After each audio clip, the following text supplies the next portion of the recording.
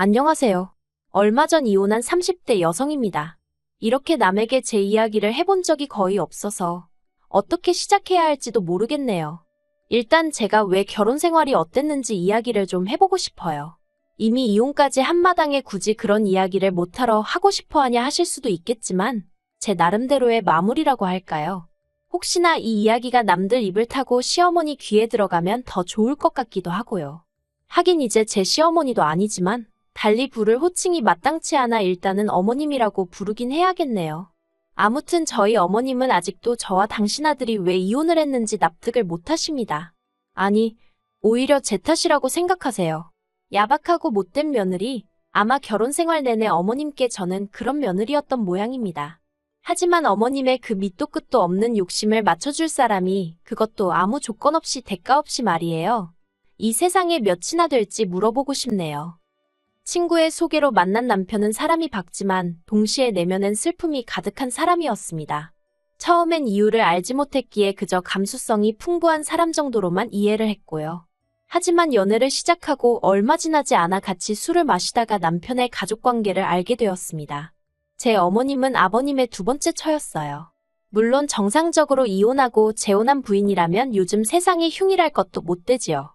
하지만 그런 게 아니라 아버님께서 아픈 첫째 부인을 내버려 두고 지금의 어머님과 살림을 차리셨던 거예요. 그 과정에서 자식, 그러니까 제 남편까지 낳으신 거고요. 드라마에서나 나올 법한 이야기라 솔직히 저도 너무 충격이었습니다. 아무튼 이후로 첫째 부인이셨던 큰어머님이 돌아가시면서 이렇게 표현해도 될지 모르겠지만 지금의 어머님이 자연스레 그 자리를 꿰차게 되셨다대요. 문제는 아버님을 제외한 친가 쪽 누구도 어머님을 곱게 봐주는 사람이 없었다는 거지만요. 그리고 남편에게는 배다른 형제, 위로 3살 많은 아주버님도 있습니다. 그 아주버님과는 당연히 사이가 좋지 않고요. 아무튼 그런 환경에서 자라다 보니 남편은 아버님과 아주버님에게 상당히 거리감을 느끼고 있었던 반면 어머님과는 다른 모자지간들과는 달리 더 끈끈한 애착관계가 형성되어 있던 거지요. 하지만 이런 가정환경이 솔직히 제 결혼 생활에 영향을 끼칠 거라곤 생각하지 못했습니다. 남편이 어머님을 많이 걱정하는 건 알고 있었지만 소위 마마보이의 기질은 보이지 않기도 했고 결혼 이야기가 본격적으로 오가던 당시에 어머님이 저를 무척 마음에 들어 하시며 정말 잘해주셨거든요. 그래서 저도 아무래도 집안 사정도 다 알던 상황이었으니 이제 어머님께 아들만 있는 게 아니라 믿을 만한 며느리도 있다는 사실을 꼭 느끼게 해드리고 싶었어요. 하지만 결혼하고 얼마 지나지 않아서 어머님이 저를 왜 마음에 들어 하셨던 건지 알게 되었고 그 이유가 솔직히 달갑지만은 않았습니다. 형편이 변변치 않았던 시댁과 달리 친정은 궁색하지 않아요. 초등학교 교장 선생님까지 하시고 퇴직하신 친정아버지와 간호사로 일하시던 친정어머니 밑에서 비교적 여유 있는 10대, 20대를 보낼 수 있었지요. 자식이라곤 저 하나가 전부라서 저에게 필요한 것이라면 가능한 전폭적으로 지원해 주셨고요. 그래서 덕분에 저도 대학교 졸업 후 바로 대기업에 입사할 수 있었다고 생각합니다.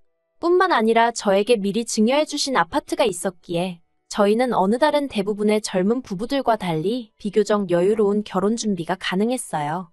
하지만 시댁은 원래는 아버님을 포함해 형제분들이 가족 사업을 했었는데 언젠가부터 형제분들이 아버님을 시샘하면서 쫓아냈다고 하대요.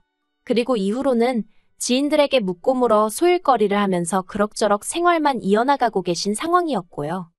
하지만 이런 상황 때문에 친정에서 결혼을 반대하거나 그런 일은 없었습니다. 일단 남편이 저희 부모님께 너무 잘했거든요. 저희 부모님이 가족관계나 재산 등과는 상관없이 자기 한 사람을 봐주시는 게 너무 감사하다면서요. 그리고 당연히 제 입장에서는 결혼 상대가 그런 소리를 하니 감동할 수밖에 없었고요. 그리고 남편 말대로 저희 친정부모님은 정말 남편의 사람됨됨이를 가장 중요시 여기시는 분들이었습니다. 부모님이나 재산 같은 건 남편의 의지대로 바꾸고 선택할 수 있는 문제가 아니니 그런 것들로 남편을 비난할 생각은 전혀 없다 하셨지요.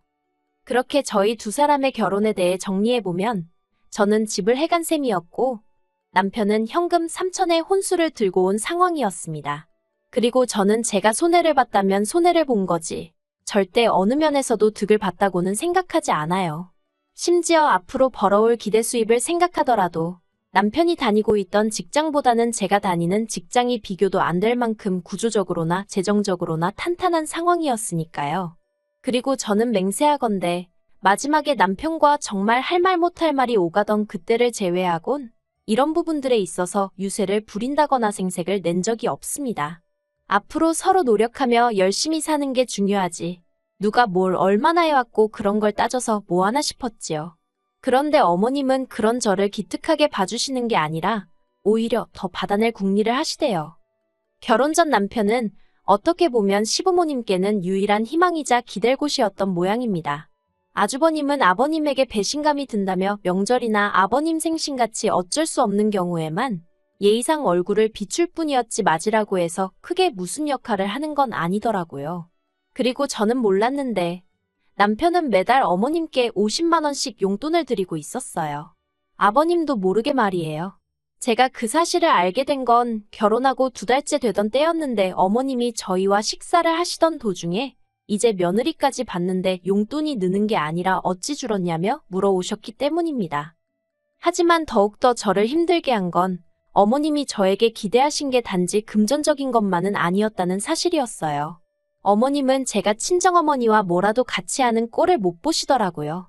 한 번은 친정어머니와 미술 전시회를 보고 근처에서 점심을 먹고 있는데 어머님에게 전화가 걸려왔습니다. 너 어딘데 전화를 이렇게 늦게 받니? 지금 친정어머니랑 같이 있어요. 사돈이나 너나 팔자가 상팔자가 따로 없구나. 나는 이렇게 찌는 집구석에서 혼자 있는데 너 그러고 밖에 있으면 우리 아들 저녁은 언제 준비하냐? 민석 씨도 지금 친구 만나고 있대요. 저녁은 먹고 온다고 하더라고요. 너가 그렇게 싸돌아다니는데 우리 아들이 집에서 밥 먹고 싶단 소리가 나오기나 하겠니? 너도 그만 집에 들어가라. 그리고 이후로도 친정어머니와 있으면 어머님은 그걸 어떻게 귀신같이 아시곤 전화를 해서는 잔소리를 하시기 일쑤였습니다. 그래서 언젠가부턴 저도 거짓말을 하거나 전화를 받지 않거나 솔직히 시어머니와 며느리의 두뇌 싸움도 아니고 이게 뭔 짓인가 싶대요. 그리고 이 상황을 두고 남편은 제가 친정어머니랑 시어머니를 차별해서 그렇답니다. 자기 어머니, 그러니까 어머님은 딸도 없고 자기는 아들이라 저처럼 살갑게 못하지 않냐면서 저더러 친정어머니께 하듯이 어머님한테도 좀 해드리면 안 되냐 그러대요. 그리고 그때는 아 정말 그런가 하는 생각과 함께 내가 너무 생각이 짧았구나 싶어서 알겠다 했습니다. 그래서 이후로 몇 번인가 어머님을 모시고 영화도 보러 가고 쇼핑도 가고 그랬어요. 하지만 이내 친정어머니와 시어머니는 절대로 같을 수 없다는 사실을 알게 되었지요. 일일이 말하지 않아도 어느 정도 눈치채셨겠지만 하나라도 더 챙겨주고 싶어 하시고 행여딸이 피곤하진 않을지 걱정해 주시던 친정어머니와 달리 어머님은 모든 것이 당신 위주여야만 했습니다. 그리고 어떻게든 제 지갑에서 10,000원이라도 더 나오게 하시려고 혈안이 되신 분 같았달까요. 티 하나 사드리겠다고 하니까 골프도 치지 않으시는 양반이 요새는 골프옷을 일상복처럼 입는 게 유행이라 하더라며 30만 원씩 하는 세일도 안 하는 티셔츠를 고르시질 않나. 심지어 한 번은 상견례 때 저희 어머니가 들고 나왔던 뭐 명품 브랜드를 백화점에서 발견하시곤 그걸 사달라고 하시는 거예요. 그래서 제가 죄송하지만 그 정도 사드릴 형편이 안 된다고 했더니 니네 엄마였음 사줬겠지? 그러시대요. 저도 결국 그때는 순간 짜증을 참지 못하고 저희 친정어머니셨으면 당신이 사서 저에게 선물로 주셨을 거라고 한마디 쏘아붙였습니다. 하지만 이런 문제를 떠나서 제가 정말 화가 났던 건 얼마 전에 있었던 일 때문이었어요. 곧 다가올 친정아버지의 생신을 앞두고 저는 여동생과 상의 끝에 아버지 차를 바꿔드리기로 했습니다. 둘이서 원래는 가족 넷이 어디 멋진 나라로 여행이나 한번 가보자면서 10년 넘게 적금을 붓고 있었거든요. 그런데 막상 여행을 가려니까 친정 부모님 두 분 다 외국 가는 게 내키지 않는다 하시면서 이제 두 분 다 시간도 많으니 국내 여행이나 천천히 다녔으면 좋겠다 하시는 거예요. 그래서 그러면 어떡할까 하다가 친정아버지 차가 많이 낡았으니 그걸 바꿔드리는 게 어떻겠냐는 이야기가 나왔습니다. 참고로 저희들이 모은 돈은 4천 남짓이었어요. 그리고 저는 이 이야기를 남편에게도 했습니다. 솔직히 저와 남편은 생활비는 거의 반반 부담이나 다름없이 지출하며 생활하고 있었고 시댁에 30만 원씩 매달 나가는 용돈을 제외하고도 남편이 저 몰래 어머님을 위해 이것저것 챙겨드리는 걸 알고 있었지만 저는 따진 적이 없거든요. 그래서 친정아버지 선물이 결정되었을 때 저 역시 굳이 숨길 이유를 느끼지 못했어요. 남편이 따지고 들 거라고 예상도 못했고요. 그런데 이게 웬걸. 남편이 그 큰돈이 어디서 났냐면서 계속해서 부럽다는 말은 하는데 그게 굉장히 부담스럽게 들리더라고요. 그리고 이 이야기는 이내 어머님 귀에도 들어갔던 모양입니다. 며칠 뒤 시댁에서 식사를 하던 와중에 갑자기 어머님이 저더러 당신 생일을 알고 있냐입니다. 당연히 알고 있다고 2달 정도 남았네요 했습니다.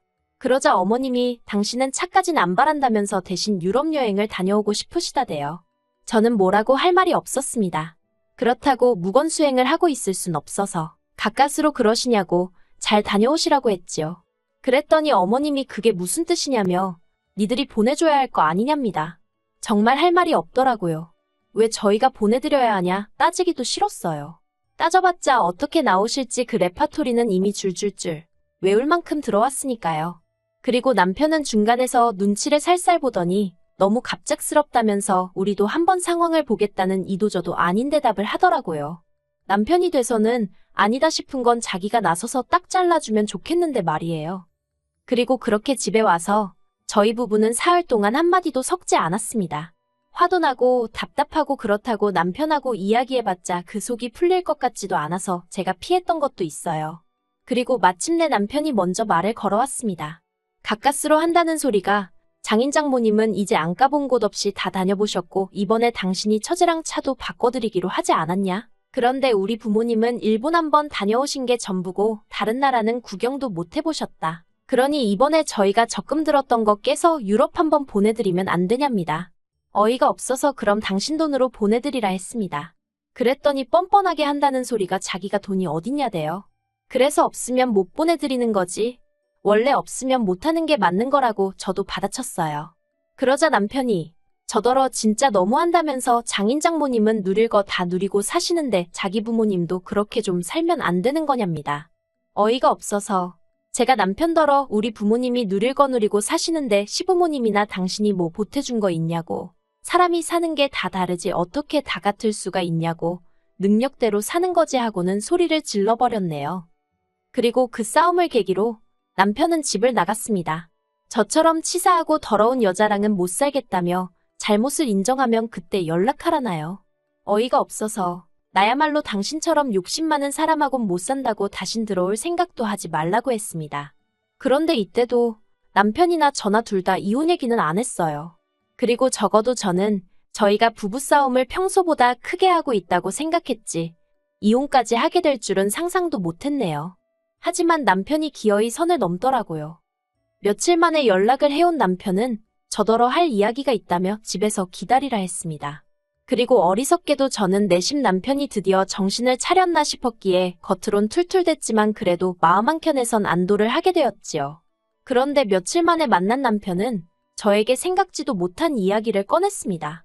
자기가 곰곰이 생각을 해봤는데 제가 너무 온실 속의 화초처럼 자라서 모르는 게 많은 것 같다는 말 같지도 않은 소리를 하더니 이참에 회사 때려치고 대신 어디 못 사는 동네에 가서 어려운 사람들 돕는 봉사활동을 좀 해보는 게 어떻겠냐대요. 이런 세상도 있다는 걸 몸소 겪고 나면 마음이 한결 너그러워질 거랍니다. 솔직히 처음엔 남편이 무슨 자다가 봉창 두들기는 소리를 하는 건가 싶었어요. 그런데 남편은 계속해서 한다는 소리가 제가 저보다 훨씬 더 좋지 않은 상황에서도 정을 나누는 사람들이 있다면서 저도 그런 걸 좀 배울 필요가 있어 보인답니다. 그리고 그렇게 되면 제가 어머님 아버님에 대한 마음도 달리 먹을 수 있을 거라나요. 어처구니가 없어서 그러니까 지금 내가 마음이 좁아서 이런다고 생각하는 거냐 물었습니다. 그랬더니 그게 아니면 지금 이러는 이유가 뭐냐며 저더러 장인장모님 놀러 다니고 할 때 시부모님 생각은 안 나더냐. 그거 여행 한번 보내드리자고 한 게 이렇게까지 나올 일이냐? 자기는 정말 너무 서운하답니다. 어이가 없어서 당신 부모님 형편이 여의치 않은 게 내 잘못이냐 아니면 내 친정 부모님 잘못이냐? 왜 그걸 우리가 보상을 해줘야 하는 거냐? 저도 지지 않고 소리를 질렀어요. 그리고 결국 다툼은 커져서 이럴 거면 차라리 헤어지잔 이야기까지 나오게 된 거고요. 저는 솔직히 지금까지도 제가 야박했다거나 너무했단 생각은 들지 않습니다. 남편은 제가 시댁과 친정을 차별하여 이사달이 난 거라고 끝까지 제 탓을 했지만 100번 양보해서 유럽 여행, 한 번쯤은 보내드릴 수도 있었겠지요. 하지만 정말 그게 끝이었을까요? 저는 유럽 여행이 시작이었다고 봅니다. 이후로 더 큰 것을 더 자주 바라셨을 거예요. 그리고 그 기대에 부응하지 못할 때마다 저는 남편과 이런 다툼을 반복도 반복해야만 했을 거고요. 생각만 해도 끔찍하네요. 남편과 헤어지게 된 현실은 속상하고 말로 이루 표현할 수 없을 만큼 가슴이 헛헛합니다만 어쩔 수 없었다고 생각해요. 아이가 없으니 다행이란 생각도 들고요. 저는 제 분수대로, 남편은 남편 분수대로 잘 지냈길. 아니 알아서 하겠지요 뭐. 무튼 저는 잘 지내볼 생각입니다.